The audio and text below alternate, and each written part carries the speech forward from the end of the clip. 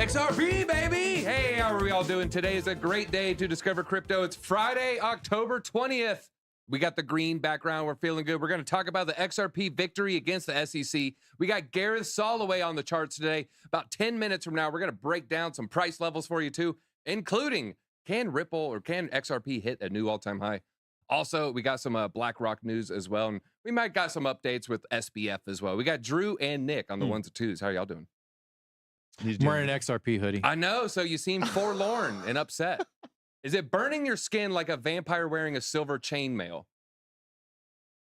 No, I'm fine. Look, bad. I got to put respect on the name of. Wait, can you even see it? There it is, XRP. So yeah, it's an XRP hoodie. I just put it on because this is a day of celebration and for what has happened with Ripple. Okay, so it's not like when a demon touches a cross, or you splash the devil with holy water. Okay, so it's not burning your skin. Is it itchy at least? Is it a little itchy? It's annoyingly comfortable.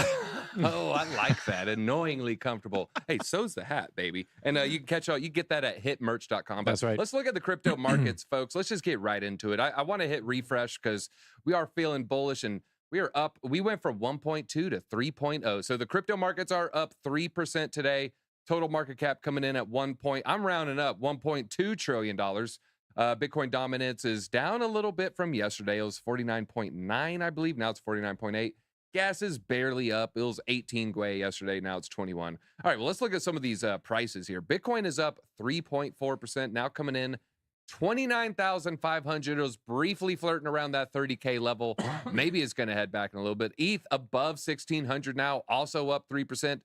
But look at XRP, folks, up 7%. We're now above 51 cents. I saw Jenna actually tweeting about 51 cents. Yeah. It's almost like she called it. Shout out to Jenna XRP. Friend of the channel there. Solana is up 10.8%. We got a Solana video coming out pretty soon. Do you know the schedule on that? This weekend, Saturday, I believe at 3 p.m., big Solana bull scenario video.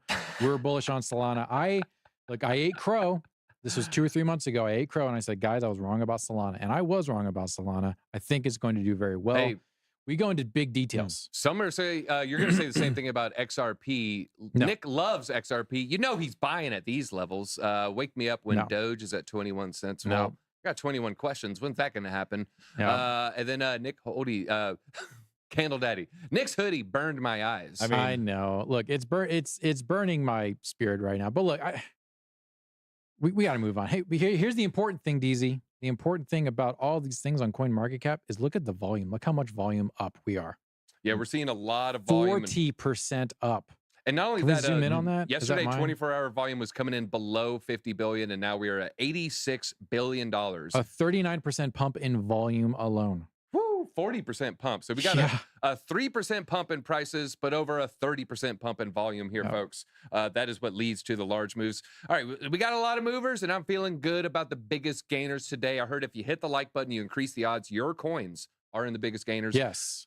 Bitcoin SV. I was looking, I did a Bitcoin short video today. I was actually looking at the price because I want to look at like 20 levels. And wow, was I shocked when I saw that it was up 21% today. Stacks is up 12%. Solana up 10%. These coins are moving, folks. Mantle is up on the mantle. It is up almost 11% as well. XRP 7, eCash 6.66%, I think, actually. I looked. GMX up 6.3%. And then Stellar. All right, a lot of Stellar fans in the chat, I know. Stellar is up 5%. Flat for the week until yesterday. All right, now. So Render's up 12.7% for the week. Okay, and you were talking about Render yesterday, correct? I always talk about Render. I'm very bullish on Render. Render is a great project on Solana now. It was on its own chain. Now it's on Solana. What does it mean? What does it mean, DZ? Mantle, we're doing a video on Mantle coming up pretty soon. Nick is a 70s top kind of guy only. I'm gonna take this off and you're gonna see what I'm wearing underneath. Oh yeah. So don't worry about it. All right, now let's look at the biggest losers. I saw the top coin, my coin. I don't own that one. I haven't looked at the other 9, but look, today is green, folks. And today is the day DZ doesn't have a coin in the top 10 losers. I could just feel it. I can feel it. All right, number 1 loser for the day is Trust Wallet coming in at 1.3, OKB, XDC. Guys, this is 6 coins and I don't have any of them. I don't know what's happening here, folks. I mean, guys, we're literally hundreds of days at this point. I've always had a coin in the top 10 losers. All right, I think I might make it because it's so green. It's mostly stable coin. Oh my God, if it keeps, oh my God, it's another stable coin. Oh my God, it's happening. It's happening, folks. We got what is it? Just 2 more coins? Well, that PAX dollar is down. Oh my God. Wow. Today is the first day I don't have a coin in the biggest losers. Amazing. Oh my God. Is if it you time to take out stables though. Is it time to market by Chainlink? It's always time to market by Chainlink. You should do it. If you take out stables, ApeCoin is one of the biggest losers. Why is it one of the biggest losers? Because it only gained 0.4%. Dang so it. You know what? I feel good about it. Dang it. Drew, you got to pin that thing, the like and subscribe. You got to pin that to the chat. All right. Because guys, you got to hit that like button. Hit that like button. Let's get a shockingly high number today. All right, we're going to do a couple XRP stories, and then we're going to the charts with Gareth Soloway, one of my top 3 traders. In fact, top 2 traders. Yeah, I said it. He's one of my top 2 traders, folks. Wow. All right, SEC surrenders. It's a tight list, too. SEC, guess who the other one is. SEC surrenders to Ripple and XRP. They're surrendering. Here is Gary Gensler on his knees like his early days at Goldman. The United's, no, because he was like working. So he did a lot of filing, folks. So he'd have to like kneel and, he'd have to like. That's exactly what I was talking about here. All right, so let's talk about the SEC here. It's already off the rails. We made it 10 minutes. It's Freaky Friday, bro. It's Freaky Friday. It's Freaky Friday. There's the shirt. The Grateful Bread. Grateful Bread. Shout out to one of the best bakeries in Oregon. I actually thought I saw that at the side of my eye. I thought you had a Grateful Dead shirt, and you post about tolerance, and so I was just surprised. Okay, it's bread. That makes a lot of sense. Let's all get that bread by hitting the like button. Wow. All right, let's talk about SEC here. SEC has dropped its charges against executives from Ripple Labs, Chris Larson and Brad Garlinghouse. Brad is feeling pretty good today, as is Chris. Plaintiff, the SEC, notified the court about its dismissal of its claims against these 2 defendants. The court made this known in a briefing by pro-XRP lawyer James Fillon yesterday. So he was the first one to break the news. He was the one hitting F5 on that court page, because that's how this news breaks oftentimes. You just got someone on there, that journalist is like, all right, I have a feeling it's going to be after lunch recess, and they just hit F5 over and over. So he was the first one to get this out. They'll put these like jargon-filled releases out, press releases. Well, commenting, we have Ripple CLO, Stuart Alderoide. He asserted that the SEC made a mistake going after the company's executives, which has led to its capitulation. Interestingly, Ripple chief legal officer referred to the move as a surrender by the SEC and not a settlement. They're seeing it as a surrender. This is not a settlement. This is surrender, folks. Besides Alderoide, other XRP faithful reacting positively to the news. And then XRP at this point, they're saying 6%. Let's look at the fresh data. XRP was 7.1. Now 7.2. It is climbing, folks. It's climbing. All right. I think let's move on here. XRP dominance reveals the start of the next parabolic price move. All right, we're going straight to Gareth Soloway after this. I might ask him about some of these levels. This was analyst JD, not Jermaine Dupree, although shout out to ATL, sharing another intriguing chart of XRP. He presented the 2-month XRP dominance chart spanning from 2014 till today. Wow, the 2-month candle. That's some macro news right there. Shedding light on their historical and potential future price actions. This brings to focus a falling trend line and a horizontal resistance line, showcases a dominance level at 2.62. It could be a key for the price's next parabolic move. Okay, so kind of getting above this point of control here. You can see a lot of action there, a lot of action there, a lot of action there, a lot of action there, bouncing off of it here. So it's a 2-month candle. It kind of reduces the amount of information in a weird way. I know it stretches it out, but it's less data points. I would be careful with that one. Remarkably, the price experienced a similar situation from 2015 to 2017, where that dominance was also below a falling trend line for more than 2 years. However, the breakout, last time there was an XRP breakout on dominance, we went from 1% to 30%. From 1 to 30. I'm not predicting a similar move this time. Right now, was what they say that number was 2.62. I don't see a 30x. I don't think XRP is not going to make up 50% of the altcoin market here. But hey, a little bit of a breakout is a good thing, especially if you're proactive. Still creating higher high in price while lower lows in RSI and the SRSI on the weekly, while bouncing off the 2-year trend line. From this, The key takeaway here: XRP can moon, folks. It can moon.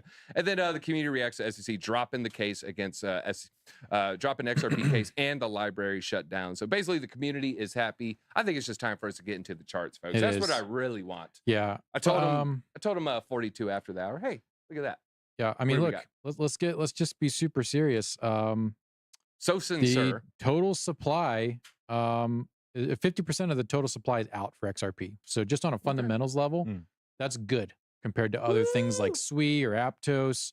So I'm a fundies guy. Gareth is the chartist.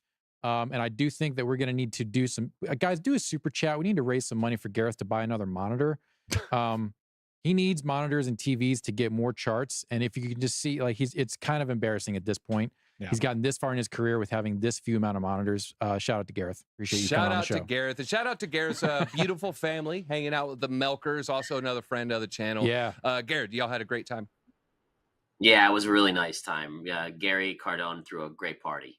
Awesome.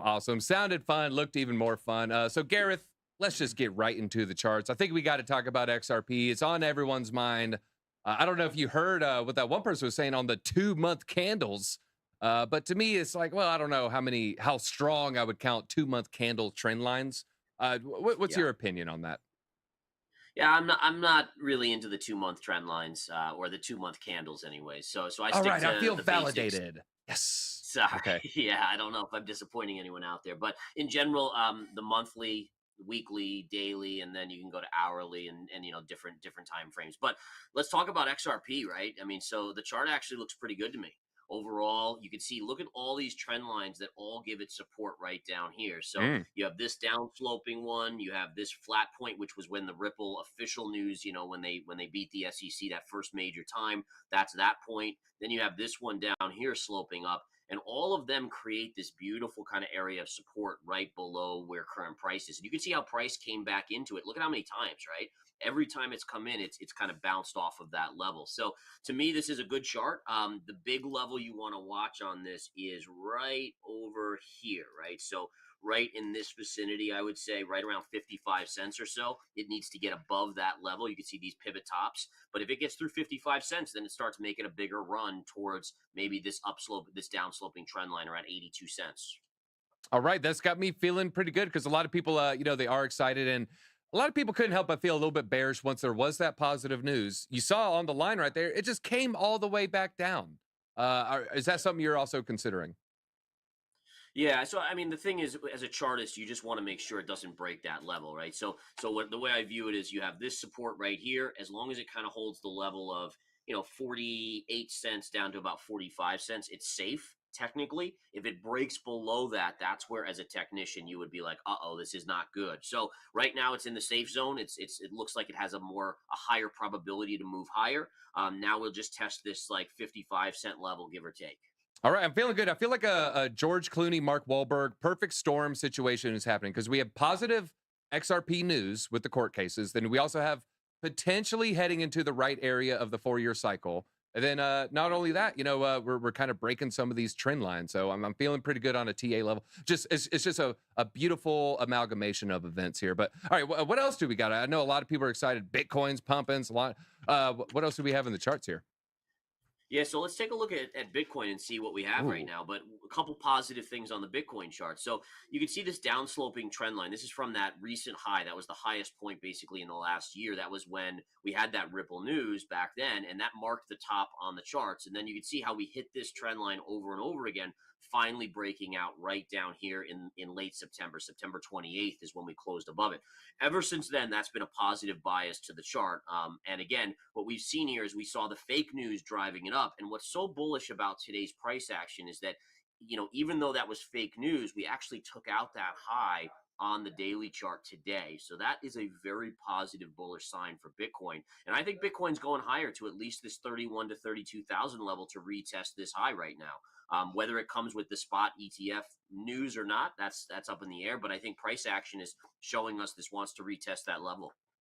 Yeah, and I believe, I don't know if it was you that said it, where it likes to wick, the candle will stick. Was that you? I can't I remember. don't think that was me, but I like that. That sounds pretty cool to me. Maybe it was Piano Matty It's B. Manny B. Piano Matty B. If you haven't checked out Piano Matty B's, ATB talking a lot of trash about XRP 2 days ago. It was a fiery episode. It was so bad at the end of the segment. I kind of had to give like some positive XRP news. Hey, CMG, I tried to play the other side, but hey, when 3 guests are just against a coin, I can't help it. We don't tell our guests what opinions to have. What is your opinion on as far as new all-time highs, or maybe even flirting with some of the higher levels? I know it's pretty far out, and you're kind of more looking at the short range, but is there a potential? Yeah. I saw Savvy, he showed me something really scary. It looks like it'll never break out of this sloping trend line to the downside. Are we talking about which coin are we talking about for that XRP one? still. Sorry. XRP? Go back to XRP. Yeah, let's jump back to XRP. So this is CMG, probably the his trend comment line. really is sticking under my craw. You know how it goes. Yeah, no doubt. So I think this is I haven't seen what he's posted, but I would assume this was the trend line he's looking at, taking the high pivots all the way back down, and that there's no doubt that is going to be a major level. Now, again, I'm not a fortune teller, so I don't know if it will break above that level or not, but I do think overall that's going to be epic resistance. So it is possible. It just depends on the overall. I mean, it basically depends on where do you see Ripple in the future. Is Ripple a major part of the financial system, or if it's not, then that's probably a correct call. Wait a minute. TA isn't being a fortune teller. I have to update my resume. Oh, man, that's my whole second section right there. It's astrology for traders. That's what it is. You know what? Sometimes those people who just literally go by the moon only, they're out trading more than half the people out there. So I don't even like to say anything negative about the horoscope people. Oh, yeah, you didn't know retrograde Saturn comet did this? No, Dude, I didn't. What's crazy is I do actually incorporate. There are things that I incorporate. It's not my first factor, but like if I get a multi-factor setup on the charts and it happens to be at a solar eclipse or at some sort of crazy period, it just reinforces that people tend to act a little bit more irrationally at that point. And it is, I mean, human psychology, human nature is what drives markets up and down. So I always say this, if the moon can make all the tides come in and out, what do you think it's doing to us as humans if we're made up 80% of water, right? Even if it's a fractional amount that we don't even feel, when you map that out to billions of people in the world, there might be something to it. Flashback to when we were all 19, hanging with our buddies, maybe partaking in something. And it's the same thing for you see it all the time, the first day of the month and the last day of the month. It might only be a 52%, 48% difference of correlation, but also with Fridays versus Mondays, rainy day. I don't know about rainy days versus sunny days, but yeah, there's a lot of these small weird things. I was just going to say, and that's the key about technical analysis. It's not perfect at all. It's about just trying to get the odds slightly in your favor. So as technicians, we're going to look for anything that historically has given us an edge. We try to put as many of those things together. And at best, we're going to be 70, 80% success rate. It still means we're going to lose 2 to 3 times out of every 10. But if I can be the casino instead of the gambler, that's what I'm going to be every single time. Oh, I like that one. CMG says, hey, we got to watch out for that blood moon next year. Probably. Was there any other charts you wanted to share with us? I mean, let's take a look at, why don't we go to Solana right now? Because a lot of people like Solana. Been a holder. I just recently hit over 2 years for minting my first NFT. So been a fan of Solana, and I don't know about, $300, $400, but I definitely feel like it wants to go to $100 or $200 for sure. That's all. It's always a possibility. Right now, the one thing I'll just point out is that if you look at these high pivots over here and we draw a trend line across, we're kind of dealing with a little bit of resistance right here. If it gets through that, I think you go to this upper range kind of around the $35 level. So you're dealing with this $27 level. Let's see if it can break through. But if it does, you'll be looking at $32 to $35 in probably within the next couple of weeks. But again, just a reminder, this level here, it's got to get through this and really hold above 27. All right, well, let me kind of ask you a weird macro non-TA question. I do think we'll get a slate or a flurry of SBF fictional content, or I'm sorry, like docu-fictional, where we're going to have Jonah Hill doing a thing. I think there's like 3 major works. There's a docu-series, there's a movie with the Michael Lewis guy. That script got sold. And then I think there's a third limited series, which is going to be more, I guess, no actors involved. Once that happens, what do you think the sentiment on Solana is going to be from retail? Is it going to be largely positive where, I've only heard of 2 cryptos, Doge, Bitcoin. Now I've heard of this third one. I don't care if it was a bad thing. I've heard of it, so I'm going to buy it. Or is it going to say, oh my God, that's the one that stinks to high heavens. I will always never buy that coin. What do you think retail's interest No. in Solana will be? In general, humans have very short attention spans, and we have short memories. So as soon as people start to let that greed take over, like if Solana keeps going up, you'll see a big pile on by retail, no doubt about it. Now, again, that's what I always caution about is once all the retail climbs on, you have to be very careful because it's probably closer to the end than the beginning. So just be a little careful about that. But there's no doubt that, I mean, you look at stocks that had bad periods, people forget really quickly. Very, very quickly, DZB SPF for Halloween. Are you going to dress up for Halloween for your community? Are you me? That's a good question. I haven't even thought of that. Although maybe on the game plan in the morning, I'll have to throw something on. I can see a little cheeseburger, Pepsi, Pepsi. I don't know how many people get the reference. Your audience would get the reference a little bit better than our audience potentially, but yeah, I can see a strong. I think you would slay that one. No pun intended there. Coin Thank you. stock. A lot of people are talking about coin stock, and I actually bought some yesterday off just. It was just a macro play. I kind of have this theory, and I like to bounce it off of you. We see a lot of entities getting inside of Bitcoin ETFs, and to me, all of these institutions are kind of partnering with the same two entities. We have Nasdaq for the surveillance agreement. I don't think Nasdaq can really monetize that in any real way. I think it'll be $5 million contract with Vanguard, $4 million contract, and we're the sleuths over your blockchain, and we'll comply. Then there's a second institutional partner that all these ETFs are using, and that is Coinbase for custody. And I feel like Coinbase can monetize that a lot better than NASDAQ can monetize their surveillance sharing agreement. What is your theory? I haven't heard anyone say this is a DZ original. What do you think? Is this a harebrained scheme, or is there maybe something there in the long run? Yeah, I mean, there may be something there. It's really hard to know. I mean, looking at the Coinbase chart, there's honestly not very much of a clue here. So Yeah, I told again, people to what buy we've in seen, December last year. I'm not recommending buy at these levels. I feel good. I think I got in the 30s, so I'm up. that's a I'm good up entry. 2x, and really I should just take That's a good profit. But entry. I just kind of want to put my money where my mouth is on this macro thesis. Yeah, so I think again that's definitely a possibility. I think that's going to be the big thing is that how do these exchanges, which really are in the stock market world, it's called a broker, right? They're the ones that let you buy and sell crypto or stocks. How do they maneuver so that they don't go the same path as a TD Ameritrade or a Merrill Edge or any of these others? Which, by the way, now you trade stocks for basically free, right? I mean, Robinhood, case in point. And so, the fees that you're being charged on crypto transactions generally are pretty big comparatively. And I think that's going to be the big thing for something like Coinbase to figure out is how can they, eventually fees with competition will come down. How do they still make really good money? Yeah, because if they're storing 100 billion for BlackRock, you can have a very, very small percentage where you take a little bit of a haircut off every transfer, and Right. maybe something adds up. All right, well, I appreciate that, Gareth. Anything else you wanted to add?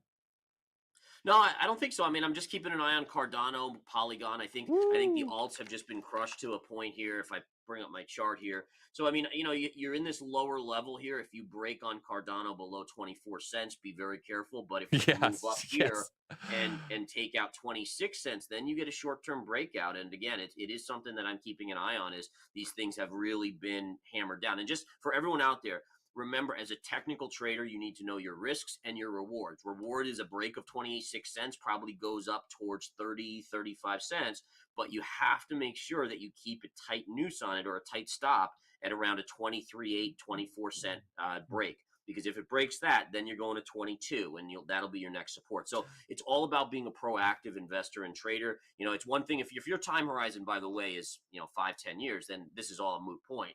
But as a shorter term investor, these are the things I'm looking at. Well, yeah, Cardano's a little bit of an odd one. I almost like to double click on that one. Could we check out the weekly perhaps? Because Cardano has a weird, no other crypto coin to my knowledge, no major crypto coin set its all time high in September of 2021. So you either came in with the April and you're a month later, so you set your all time high in May, or you came in near the November Bitcoin pump and your all time highs within 30 days of that. Cardano's in this weird rarefied space where it's, I think, 20-cent pump kind of preceded the Bitcoin pump, and its $3.09 pump preceded the November Bitcoin pump. What's the macro price targets looking like for Cardano for you?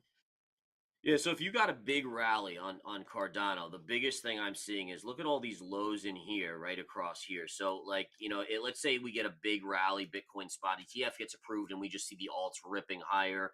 You're looking at max upside on the macro before you hit major resistance around a buck five. So, now to be honest, that's a 4x from here. So that's actually pretty solid.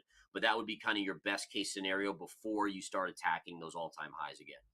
All right. Well, Gareth, always a great time whenever we get to share your charts and your screens and your 37 indicators that you got behind you. Gareth, where can they find more of your content? I know you got this awesome investment vehicle. Maybe I said the wrong phrase there. Tell us more about that.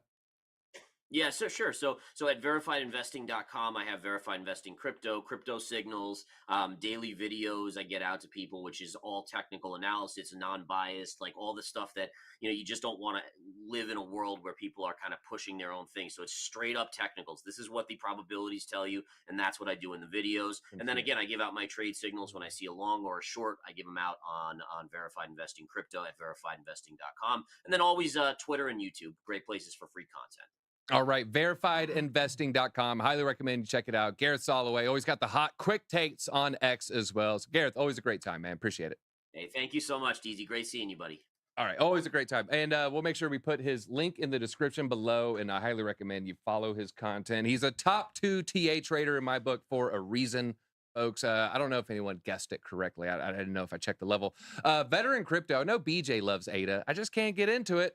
I'm sure there's money there, but the fundamentals don't give me the warm fuzzies for some reason. If there's any bearish take I had on Cardano, it's the ecosystem of developers. There's everyone gravitates towards Solidity, and there's just not that many people doing Plutus, or Rust or Haskell or whatever it is. All right, XRP. Wait a minute, XRP. Where's it at? About a week ago. Don't hit me. Wow. All right, let's talk about some Bitcoin here. Unfazed, unlike DZ when he threw the hat in the air, unfazed Bitcoin breaks the 30K mark, causing market liquidations. So this time, close to $100 million liquidated, probably from the shorts, and then those super over leveraged longs who somehow still got stopped out, or they start a long on the wick. As Bitcoin confidently surged past 29K, the market witnessed a flurry of liquidations close to $100 million in the past 24 hours. So 40 million in Bitcoin, almost 13 million in ETH. Solana. Oh, wow. Okay. Yeah. Very quickly, those shorts got liquidated there. So Solana, a surprisingly high number, but it had a surprisingly high pump. Simultaneously, uptick in open interest is observable. 430,000 Bitcoin currently tied up in futures open interest contracts. This is one of the highest levels since August, showcasing a growing interest in the traders in the futures markets. And since the closure of the stock market, it's witnessed a surge of 3.5%. It looks like it got up to about 4 or 5 as well. All right, let's talk about some outflows here. But it's flowing out of exchanges. Over 30,000 Bitcoin flows out of exchanges as investors prepare for the next Bitcoin bull run. Or maybe investment banks are starting to pull it off and maybe put it in new secretive Coinbase cold storage that no one knows about and isn't labeled yet. Maybe, I don't know, just a little hot theory there. In the midst of a turbulent global landscape and an unpredictable financial market, Bitcoin exchanges are now witnessing substantial outflows. Let's look at some data here. Real quick, Alter Ego says 500 million in Tether moving to exchanges in the past hour. If you can drop a source on that, I'm trying to look it up. 500 million in it's Tether. It's Tether? that's baby teeth coin. Oh, okay. Yeah, that makes a lot more sense. It's a meme coin. All right. Analysts have suggested that this movement to cold storage. I honestly, guys, I didn't pre-read this in this article. I'm feeling good about my Coinbase cold storage theory. Again, it's just a harebrained theory. Yeah. I got a lot of them because I ain't got no hair. Analysts have suggested this movement to cold storage indicates long-term holders are betting on a bullish future. Substantial outflows reduce the liquid supply on exchanges, which could in turn drive the price higher. I gave you the scenario yesterday. You have the exchange, they have 100 Bitcoin, but their customers want 101. They then have to go to another exchange to buy some, and then their supply is reduced, and then their supply is reduced, and then all of a sudden the final domino falls, and then they're all begging CZ with a tin cup. Please, sir, may I have your Bitcoin? And then he's just going to throw up the 4. Do some push-ups. That's how CZ does. Let's He's- break 300 likes. He's pretty jacked. Hey, man, he's in great shape. He's in great shape. We're at 661 watching right now. Okay, so we need 8 more. But Where are we at on likes? 176. We need way more. Those are pathetic SEC numbers. Chat, I blame you. You need to be more engaged with this content we need because we're 92. here delivering alpha. You guys, we need to get that up to at least 300 ASAP as possible. Well, speaking of 300, maybe this is the number. How many people own one Bitcoin? 300, 3,000, 30,000. I'd say 30,000. Let's actually guess before we look at the number. At here. least one or just like At only least one? one. How Oh. many people in the globe own at least one Bitcoin? For reference, there's like That means- 19.6 million out, 19.59. Does that mean you're a crab? Yeah. I always forget those stupid I think it sea does. mammal Yeah. and sea creature lists, though. All right, so number of people with one Bitcoin. It's not enough Bitcoin for all the millionaires in the world. There's the whales own like 99% of it because they all have like 100,000 Bitcoin. That is crab and above. Crab and above. All right, so the number of people with at least one Bitcoin is 200,000. That feels like too high. I don't know. Yeah. 80,000. 80,000. 100K. do you Okay, we think? got 100,000. I'm gonna say 80. I'm gonna say 80,000. Oh man, maybe it is like 200. I don't know. That's a hard thing to call. It is hard. Do you two have guesses? What's your call, Nick? I mean, it's less than 100,000 for sure. Less than 100. Yeah. But you know who would find out? And we can use Glassnode is Kelly Kellum. Yes, He can absolutely shout out find to out. BitLab Academy. We pay a lot of money for that Glassnode subscription, damn it. So we're going to use it. Here's the, by the way, you can look at my computer.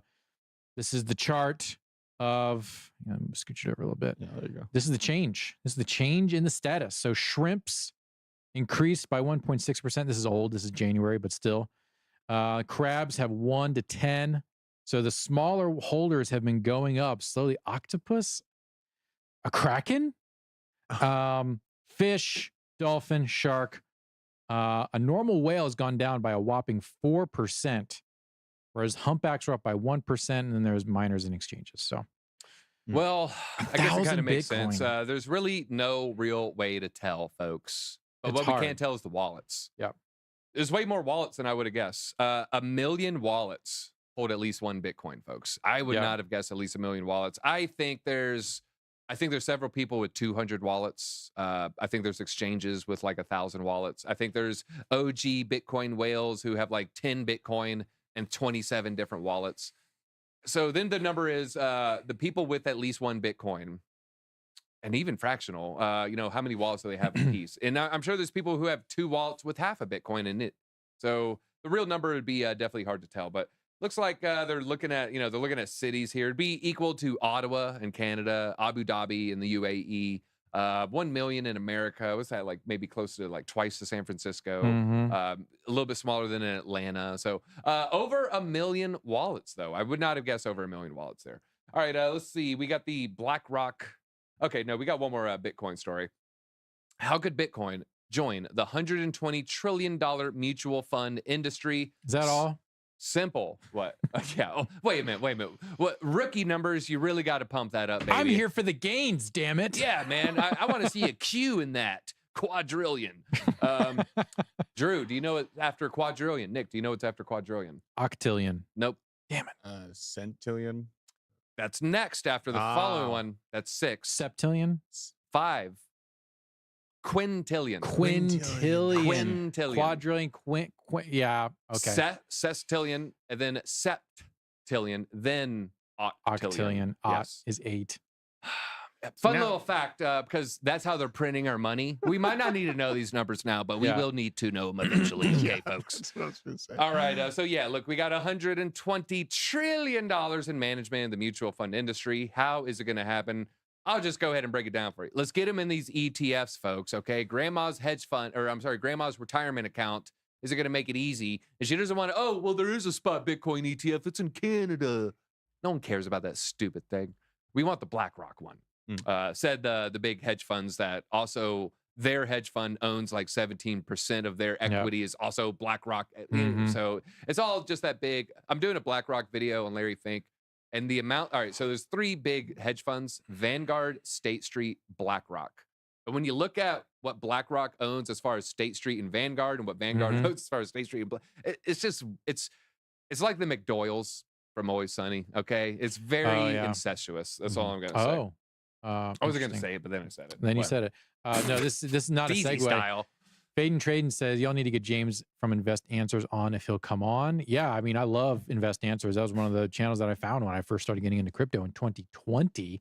So yeah, James, if the Discover Crypto Alliance wants to brigade the comment section on Invest Answers and get him to come on here, absolutely. We'll have him All on. right, Steve Garza, he's telling us to step up a game. Look, if you don't get excited by Gareth Step up your Holloway, TA, I don't know what's going to Wait, get you. Steve, be constructive with your criticism. What do you mean? How should we step up our There you game? That's very broad. You mean you literally want me Lose to the suspenders? That's you literally number want one. me to step up? No, Because now I've stepped up. yeah, don't do that. Like, Got to be specific. yeah. All right, let's talk about BlackRock. BlackRock amended their Bitcoin ETF. Bitcoin prices rise. Are the bulls getting started? So when they amended the prospectus for the ETF, a lot of people took it as a signal that there's a little bit of a collaboration between the SEC and the BlackRock. They're kind of giving them ideas like, oh, no, you check this mark and you cross that T, but you need to do it this way instead. Why would they do that? Because they're trying to work towards an approval. They wouldn't do that if they're just going to give them a big rejection. It's like they're saying, okay, hey, no, use cursive on that line. No, you got to print it out. That's how I'm choosing to read this here. Changing its perspective comes roughly a month after it's resubmitted its application. Then the applicant divulged the monitoring agreement they had with NASDAQ and Coinbase custody. This is what I was just talking about with Gareth Soloway, the two institutional partners all these ETFs are using, Coinbase and NASDAQ. BlackRock now joins ARK and Fidelity, who also had to make some amendments to their ETF application. Is the rally inevitable?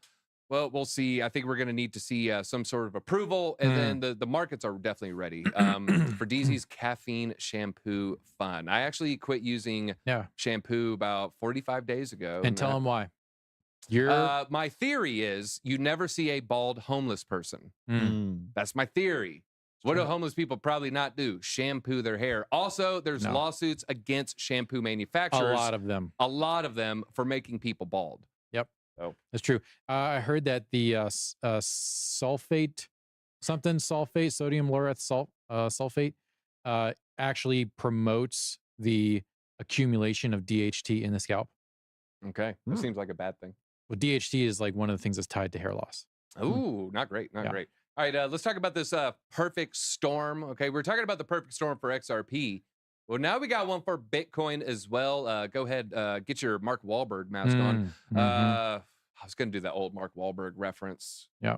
Where I'm not going to do it. All right, finance expert says literal perfect storm. He was going to stop 9/11. Is brewing for Bitcoin, folks. And a series of institutional developments in macroeconomics have created the perfect storm for Bitcoin to break out of the consolidation expert. All right. So a number of factors contributing to the perfect storm. So we got ongoing mistrust of trusted institutions, current macro environment, rising interest rates and inflation, and then growing institutional adoption of Bitcoin as a major cause. I would say that sounds pretty bullish to me. Sodium lauryl sulfate there. Okay.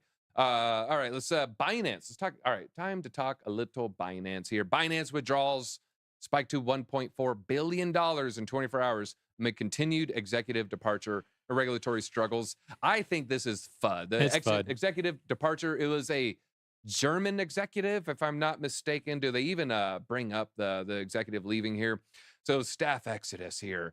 So Binance, France. Okay, so it wasn't Germany. I'm sorry, it was France. The France president. How many countries is Binance in? All of them. Okay, so every country has their, okay, you're the president of Bulgaria, you're the president of Argentina, you're the president of Mexico. I mean, isn't there going to be turnover when there's however many countries they're in? There's going to be executive turnover. Yeah. So if I saw 40% of executives left, okay, that'd be one thing. But random country president, that doesn't move the needle for me. That isn't wet in the beak here, folks. It's just total FUD. Like, Binance knows what's going on. They know. They are the secret bank of China. Yes, and here is my response. Yeah. All right, that's all I got. All right, where's the video where Drew teaches you how to dig a hole and make your own underground bunker? Where is that video, We Drew? should make that video. We should do the time lapse, like build an Amazonian resort with a pool and like 3 bedrooms. But don't you need like 2 small Taiwanese men to do that and dig it all out by hand with their shovels? Well, you know about small Taiwanese men, right? No, but Sam Trabucco does. Oh, Ooh, Look at that. That's another deep cut here from Deep Discover cut, Crypto. folks. I've never been to Thailand ever.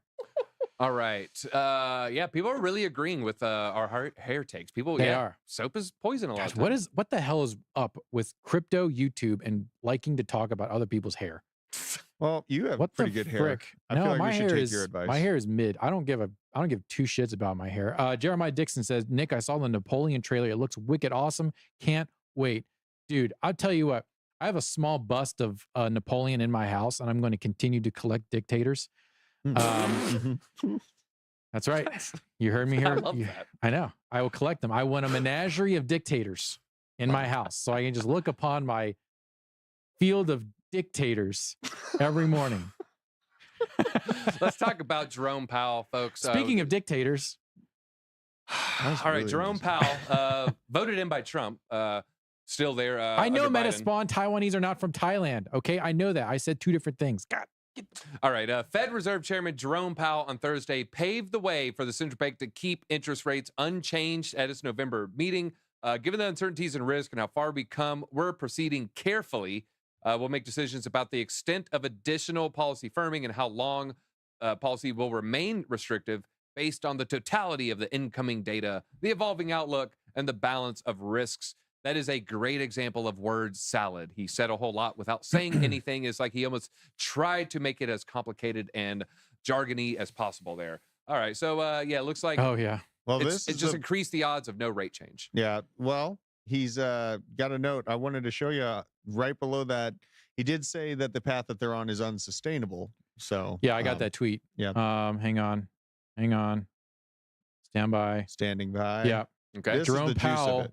Right. Jay Powell. Fed chair says current fiscal path we're on is unsustainable. Breaking water is wet. Yeah. This is the like the kind of circular language that bankers use when they know that they have screwed up royally. So they'll say things that seem dovish and some things that seem hawkish, so it can be purposefully misinterpreted. Tim did a video this morning about how people are misinterpreting Jerome Powell's speech. It's just a bunch of gobbledygook right now because they don't know. They know that they cannot raise the rates anymore because they will impoverish the rest of the world. Number one being China, number one being Japan, number two being China, and they know that they're about to kill the real estate market. Like that's dead now.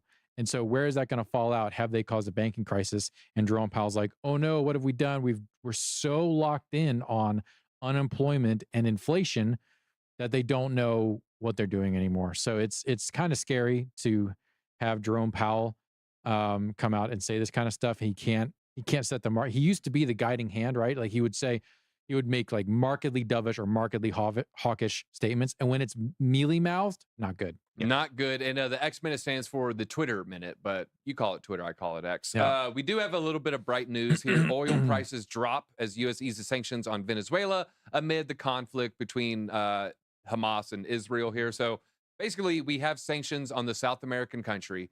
Then there's all this turmoil over here, and we're like, oh man, we really got to get them going over here because they kind of slow things down over there. Let's go ahead and increase that spigot right there. And then it makes you wonder, well, why the heck were we putting sanctions on that guy in the first place?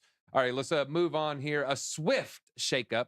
The yuan dethrones euro as a runner-up in trade finance markets here. So euro was on the ropes. We knew this was going to happen. And then there's a lot of predictions. Well, this will eventually overtake the dollar. Some people say 5 years. Some people say never. We'll end up keeping a close eye on that one. So another shift for China's growing presence here and the diminishing role of the EU.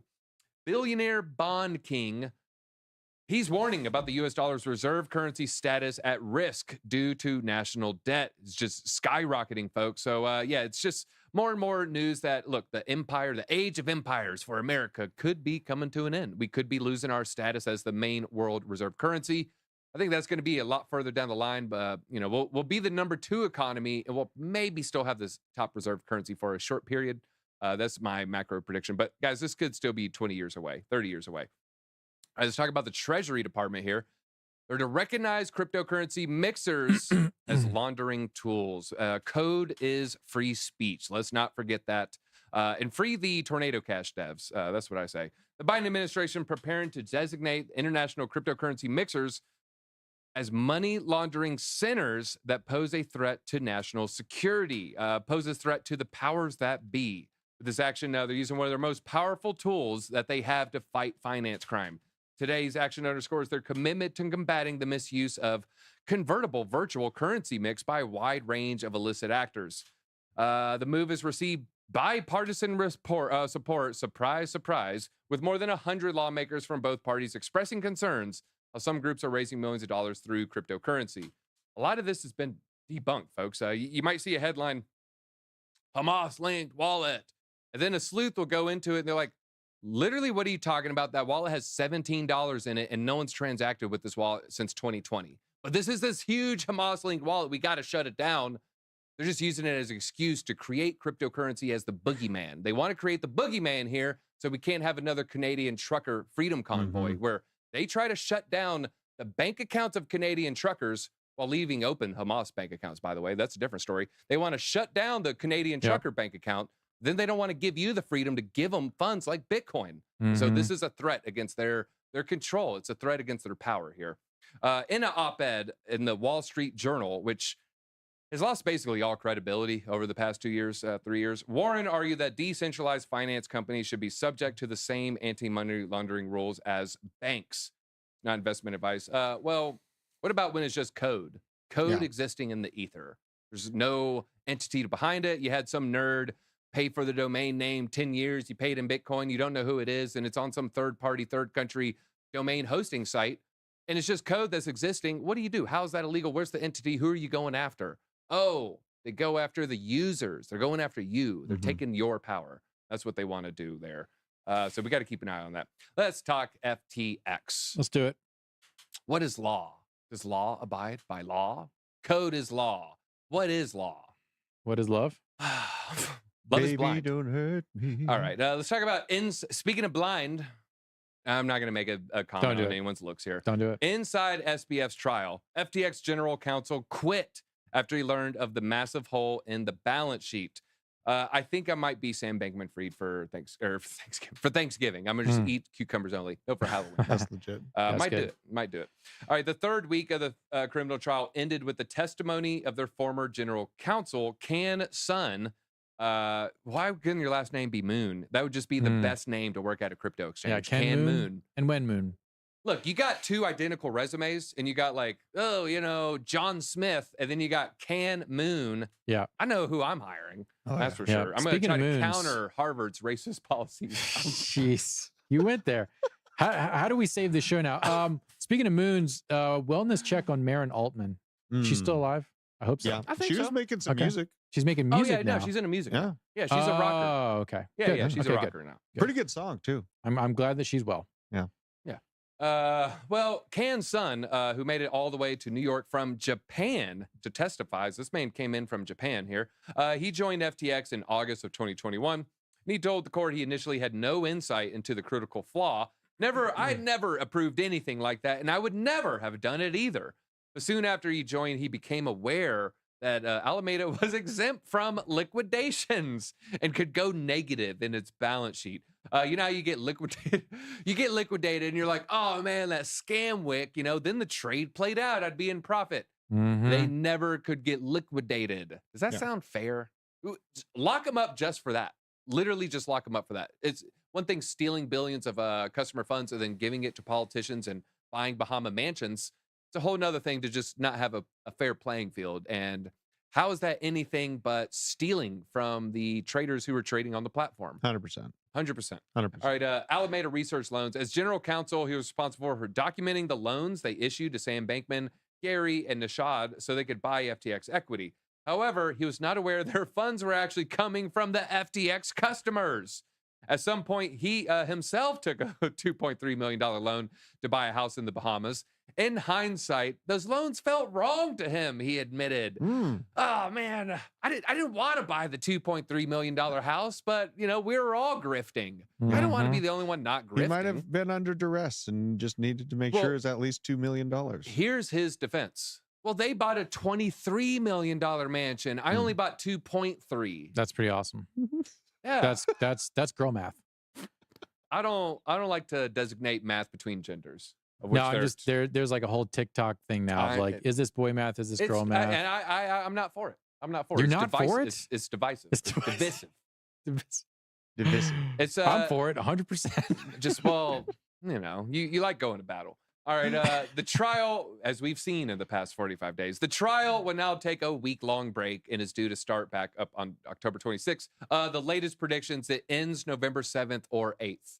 So that's what it's looking like for the final, because we got to give the defense some time. So the prosecutor, they're pulling out all their witnesses. Defense gets to cross-examine. Now they take a little bit of a siesta, and then now the defense is going to come up with their list, and then the prosecution will then get to cross-examine. Tensions mount as SBF saw the sketches that they were drawing of him. Is he mad? He big mad? I like how they added this one in. They should have kept it in the same style. This is like New Yorker cartoon style there. Tensions mount as the SBF's defense unsure about trial strategy. They're just now unsure. The pivotal moment swiftly approaching. Let me say this. I think, what's his name? Martin Shkreli had the best take here. This man has experience in this realm, folks. So, you might have your own thoughts on the pharma bro and what he did with certain medications. That's not, I want to just talk about his expertise in this field. He said, look, it looks like he's clearly going to lose. So there's one play left. There's one Hail Mary left. And that's Sam Bankman-Fried takes the stand. And if he could just end with some sort of, look, he doesn't have to charm 12 jurors. He only has to charm one. And so he could take away the first 3 weeks of positive momentum for the prosecution, and then, maybe kind of deflate and just go into the jury tribunal there. He might have a little bit of a shot there. Will he go on stand? I can't see that happening. I mean, if the defense is unsure about the case so far, I don't know why putting basically a heroin addict on the stand is going to help their case. Yeah. Speed. Okay. Yeah. Sorry. Yeah, speed. Yeah. Amphetamine he's not addict. he's not doing the, what is it called? The fentanyl shuffle. Oh yeah. What was that in Breaking Bad where the guy's just like digging a hole? And he's like, yeah. They're like, yeah. The hole, dude. I haven't done meth, but I heard it's pretty crazy. All right. He broke his word. Let's talk about consensus. Nick has strong opinions of consensus. Consensus is behind MetaMask. They work closely with countries that like to surveil. I'll just say they own MetaMask. They are MetaMask. They are MetaMask, and they know who you are. All right. He broke his word. Ex-Consensus staff sue founder over employee equity deal. Joseph Lubin has been named in a new lawsuit filed by over this isn't just rando class action lawsuit. This is filed by over 24 former Consensus employees. These were employees that were helping build this whole entity. So we got about 25 or more people filing this fresh lawsuit against Joseph Lubin. He was the founder and CEO over claims he diluted their equity shares against the earlier promises. Hey, come work for me. Hey, baby, you get 1%, you get 2%, you get 3%. And then they like, I didn't get 1%. I didn't get 2%. Well, yeah, I didn't get 3%. Hey, something's going on here. Yeah, he probably told him, you're going to get 1% of 500,000 shares right now. And then what he did is he inflated the share amount. Exactly. It was he had a no dilution promise. We can see he made back in 2015. So he had this no dilution promise, and he lured in the smart and motivated colleagues to work for them, claiming, look, we're the future of cryptocurrency. We're the crypto Google. And hey, I'm not going to dilute equity shares. In fact, even stated in a document, they allege he broke that promise. Yikes. He didn't just break the promise, but he also got rich while they got nothing. Nada. Zilch. Zero. So, hey, this will be, might be a there. That's all I'm going to say. SEC, let's talk about SEC here. Scores default. I just might read the headline here. Scores default win against Thor Token Company and founder David Chin. So default win on charges of conducting unregistered securities offering at $2.6 million. So they brought charges against them a long time ago. Looks like they're probably just on the run. Is that what's happening here? Barred him from participating. It does not prevent him from purchasing or selling for his own personal account there. Yeah. All right. So Thor token, not Thor chain. Oh, we moved on from Joe. I was going to bring up his stuff about the World Economic Forum. Yeah, do it real quick. Yeah. Hey, Got some Nick's juice saying for this me? guy's more evil than you realize, folks. So he's the they say he's a co-founder of Ethereum. He's not. He's one of the first backers of Ethereum. He's basically the sugar daddy for Vitalik and Charles Hoskinson and all the boys there. And so that's what he did. But they actually scrubbed his name from the World Economic Forum. But unfortunately for him, I have the screenshot. He is tight with the WEF. This is him. WEF unveils Global Governance Consortium for Digital Currencies. And then Joe Lubin is in here. Now, do we know if it's, he was working closely, or is it like a Vivek thing where hey, we would like to use your name? No, don't use my name. And then they use his name anyways. He has spoken at the WEF consistently. That's a smoking gun, folks. Yeah. Consensus. And these other people, BitPesa, I've never heard of them before, pledge their support for the World Economic Forum Consortium. So yeah, like Consensus is the World Economic Forum. MetaMask is trash. It's all bad. Okay. Except for the user experience, Mr. which is Techno phenomenal. Goody says, 10 out of 10 and better than everyone else. Better than Trust Wallet? In my experience, just seeing, I work closely with Justin Williams and seeing his inability to use it when I could use MetaMask, I would say, yeah. I think there's some benefits for Trust, but it doesn't have the ease of use for when you're on these breaking NFT platforms. They might not have everything. That's kind of what Vumio is trying to fix, right? All right. Well, you know what? I want to read. Okay, Catch Them All. Shout out to Catch Them All. He might be coming to visit shortly. I'm scared of buying Solana. I need my handheld. Let me talk you off the cliff here. Solana defies FUD. Catch Them All to reclaim a $10 billion market cap, overtaking Cardano and Doge. Oh, I thought they were interlocking elbows to drink a champagne flute there. The proof of stake blockchain Solana appears to be waxing and waning here, despite the repeated rounds of FUD and panic calls against it. So we had Bitcoin had a nice little 5% pump, but Solana pumped 10%, folks. Furthermore, the 7-day cumulative performance is up significantly. In contrast, ADA Doge, barely any uptick. Instead, Cardano fell, actually. In September, FUD spread wild about FTX's move to liquidate. And I think that's a large reason why we're seeing the pump now. I think there's a over panic. FTX is going to dump anything. They're dumping. And then it turns out oh no, we're probably going to try to be pretty smart and sell closer to 12 months from now, 24 months from now. All right, let's, what else do we got? We got more Solana. Google Cloud teams up with Multiverse X amid blockchain's firms focus on the metaverse. So Multiverse X, I don't know what the heck they're doing, folks. I don't know. It's the name. It's the name. They keep changing names. They keep changing plans. I don't know if their metaverse is going to be everyone's using it 2 years from now. Maybe not. Coinbase opens sources contracts, becomes third largest layer 2. Transparency is, I'm always a fan of transparency. So the fact that they open sourced it and web repositories to increase transparency and accountability, I would add a third thing. It increases security because I think, there's hackers that are going to try to hack it for nefarious means. But when you make everything open source, you open it up to every white hat hacker who's, hey, maybe I can, pour over the code, see a little mistake and get a little reward and get a little shekel from it at the end of the day. A shekel? A shekel. Those are dropping in value. Oh, gosh. Listen. They are. Listen, XRP is increasing in value because we're hitting the like button. What's the XRP shekel chart looking like? Oh man, I don't know. What was the DeFi investor this week in DeFi developments? Oh, okay, we got a little just DeFi. Degeneration. There's going to be some bullet points here. I don't want to hit you too much because too much you just kind of get lost in the sauce here. Uniswap announced a fee, but hey, if you hold Uni, you don't have to worry about it for swapping certain tokens. BNB launched a Greenfield mainnet. All right, so fast upload. So they're still building. Taproot launched on Taproot Asset. Launch enable basically real world assets teaming up with Lightning Network. I don't know how that will do. Scroll ZK EVM L2 launches the mainnet. Hey, 5 million total value locked. Scroll, I wouldn't say Scroll is going to take over Polygon. It's going to take over Base. But what Scroll can do is have a good multiple because it's so small right now compared to a Sui or an Aptos, which doesn't have as much room to the upside.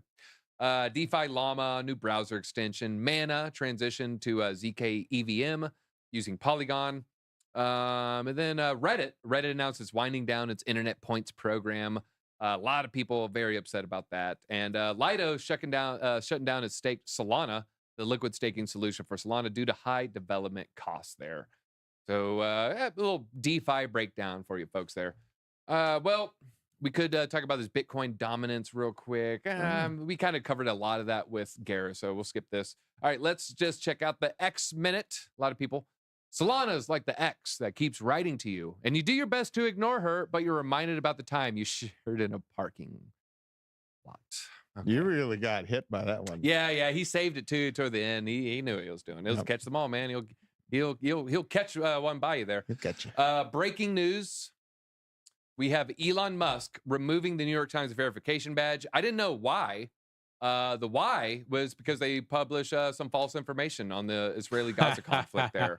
So I'm all for it. I'm all for it. The way that them and Wall Street Journal just ran with the story that really no one knew what was happening. No one knows what the hell is going on. I'm actually writing an article for Men of Order. This is the first AI war because there's so much AI propaganda and like false information coming out at such a rapid pace. Let me share this, Scott Adams, since we're in the X minute. I'll ramble a little bit. There's 3 phases of a war, right? So when it talks about, well, what can you tell what's real, what's not? So in the first part, you really can't tell what is happening because the fog of war, so new, so much not, you don't know what's real. But then it goes into the second phase, and then that's where the propaganda arm happens. So again, you don't know exactly what's happening. So again, first phase, you don't know what's happening in the war. Second phase, again, you don't know what's happening in the war, but then don't worry, there's a third phase. And then that's when there's a winner. But then the winner writes the history book. Right. So then again, you don't know what's actually happening. And so during no phase of the war, I just thought it was like kind of a fun thought experiment with all 3 phases, heavy misinformation, disinformation. Yeah, I actually push back on the winner writes. The winner writes history, because that is just false. No, I would say it's false today, not false for like 1600s. No, I would say it's whoever does the best job record keeping is the one who writes history. There is an element of that. But then there's also a lot of propaganda where it's like, that random obscure book, they have the real journal of this real person and they expose the truth. But then you might have a lot of scholars just debunk it, and it might take 50 years for it to be generally accepted. It's whoever's the most committed to keeping the message alive. I mean, I'll take a page from history. The Christians, for basically all of time until, I don't know, the year 300 AD, were, fed to lions and persecuted. So they went hundreds of years as the not winner and then became the winner. So, and then also look at, I don't know, the Jews, who have basically people have been attempting to wipe the Jews off the face of the earth for thousands of years, and they still have their recorded history. Oh, I would say more to your point of the first 300 years, there might be a war or a battle or like 187 AD where it's a lot of bull crap. I think that's more what I'm kind of referring to. All right, let's go back here. We have top meme tokens by social activity, folks. Let's look at the biggest meme tokens when it comes to who's posting about it, what kind of community, and who's paying the best bots. All right, so number 1, Shiba Inu coming in number 1. With the best bots? Floki, Quack, Pepe, Suka, Baby Doge, Kate, Elon, Yushi, and Venue. Where the heck is Doge? What's going on with that? So I don't know. Maybe Doge is a utility token. It's going to be spent on Mars. I will spend my Doge on coffee. That's the only crypto I will use to buy coffee. I've heard a lot. I just want to give a shout out to this Cardano DeFi project. I always like championing Cardano DeFi. I'm a huge fan of Cardano. So we have this new thing called Axo Trade.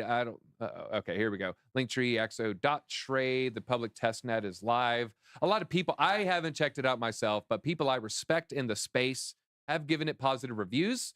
And then this is the most bullish thing you could say here. It's so innovative that even full-time Cardano fudder, Monad Alexander, is tweeting positively about it. Monad is kind of a joke with it. He will keep you accountable if you're in Cardano. He's not a full-time Cardano fudder. He's just a builder in Cardano that likes a really, really, really high bar of excellence. Wow. Okay. So, yeah, he's tweeting positive about it. Okay. Don't worry. It might look naked. He's not naked, folks. We can show this here. What do you guys think of this guy that's experimenting on himself? Oh, the billionaire dude? The billionaire dude. It might be 100 millionaire or something. He's trying to become the world's first 200-year-old man.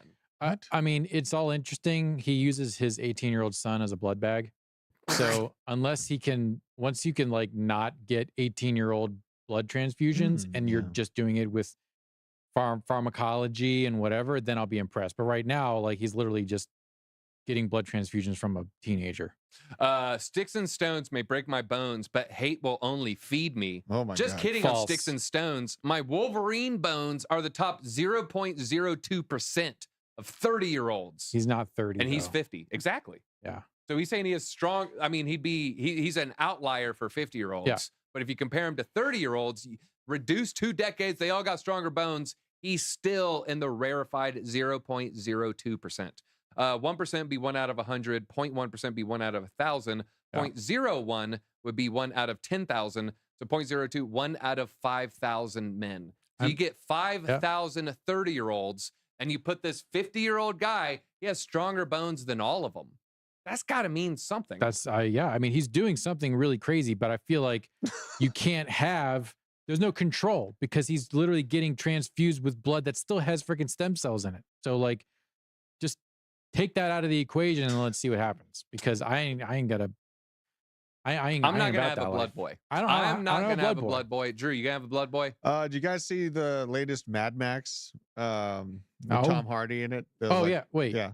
Yeah. Like for years ago? or Fury whatever? Road? No, recently. Oh, there's the a new one coming Yeah, out? there's a new one. Oh, there's a and- trailer out. Yeah, you got to watch it, man. They're all They have about blood bags. boys. Yeah, blood bags. You know, the war boys. Bags. Okay. Yeah. Okay. It's- I thought it it's was a like the thing. weird like skull dudes. Yeah. Yeah. You know, Yeah. They're like holding the bags of blood. yeah. For the overlord. That or bass something. that bass player on that truck, amazing. Excellent. work. Yeah, with Shout out the to flame BJ. shooting out. Yeah. BJ's our resident bass player. All right, last tweet here. Then we're going to wrap up the show.